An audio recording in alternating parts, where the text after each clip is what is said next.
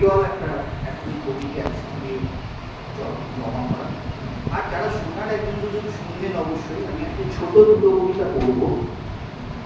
প্রথম যে কবিতাটা পড়বো সেটা আমি অনেক জায়গায় পড়ি, কিন্তু আজকে ভেবেছিলাম পড়বো না, পড়বো এই জন্যই যে অলোকানন্দা বললে যে কবিতাটা তুমি পড়বো। আর আরেকটা খুব ছোট কবিতা পড়বো, সেটা পড়তে হবে, সবাই পড়ি না, কিন্তু শুভদীপ আমাকে বললো যে কবিতাটা পড়ি। প্রথম কবিতাটা পড়ছি।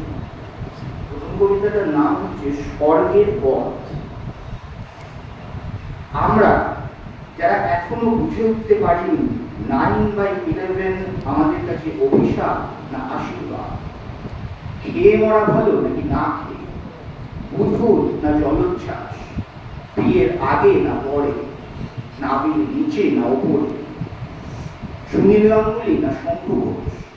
আমরা যারা প্রতিবারই পিঠে না দিয়ে ভেবেছি দিলে হতো, আর না দিয়ে ভেবেছি দিলেও হয়, তাদের জন্য গাড়ি বারান্দার নিচে একটা কুণ্ডলী বাঁধানো কুকুর অপেক্ষা করছে।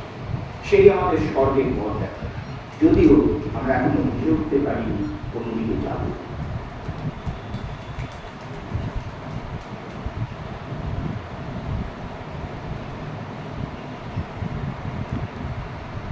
দ্বিতীয় কবিতাটার নাম মানব জমি। শেষ নিঃশ্বাস ত্যাগ করে সকল মানুষ বডি হয়ে গেলে সকলের তার জয়ধ্বনি করে, আর চেষ্টা করে দেখবার কোথা দিয়ে প্রাণটা বেরোল, না মুখ না বায়ু।